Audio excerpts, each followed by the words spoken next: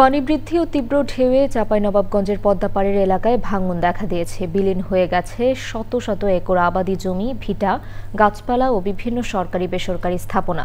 আতঙ্কে দিন কাটাচ্ছেন পদ্মাপাড়ের হাজারো মানুষ। স্থানীয়রা বলছেন, ঘটনাস্থল পরিদর্শন করে পানি উন্নয়ন বোর্ড কার্যকর ব্যবস্থা নেয়নি। ভাঙন রোধে শিগগিরই স্থায়ী বাঁধ নির্মাণের আশ্বাস দিয়েছে পানি উন্নয়ন বোর্ড।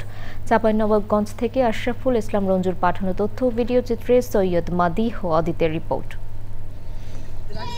বর্ষা শেষ হলেও চাঁপাইনবাবগঞ্জে চলছে পদ্মা নদীর তাণ্ডব। ইতোমধ্যে জেলার 25 কিলোমিটার এলাকা জুড়ে চলছে ভাঙন। প্রতি বছরই এমন ভাঙাগড়ায় নিঃশেষ হন নদীপাড়ের মানুষ। ঘরবাড়ি হারিয়ে অন্যত্র আশ্রয় নিয়েছেন তারা। ভাঙন কবলিত এলাকা পরিদর্শন করে কোনো কার্যকর ব্যবস্থা নেয়নি পানি উন্নয়ন বোর্ড, দাবি স্থানীয়দের। জমি জায়গা সব নেমে গেছে, তার কোনো সাহায্য নাই।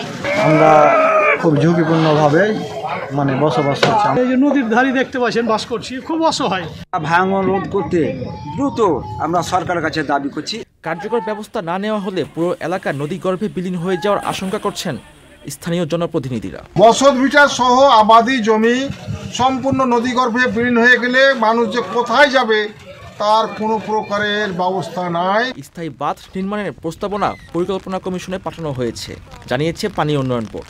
30টি প্যাকেজে প্রায় 9 কোটি টাকার মতো জিও ব্যাগ এবং জিও টিউব ডাম্পিং করে ভাঙন রোধ করার চেষ্টা করছি। পানি কমলে যদি আরও নতুন নতুন এলাকা ভাঙনের আওতায় চলে আসে, আমরা চেষ্টা করবো সেই সমস্ত এলাকাও কাজ করে যাতে লোকজনের দুর্ভোগ কিছুটা লাঘব করা যায়। ভাঙন রোধে দ্রুত বাঁধ নির্মাণের দাবি জানিয়েছেন স্থানীয়রা। সৈয়দ মাদি, প্রকৃতি ও জীবন ডেস্ক, চ্যানেল আই।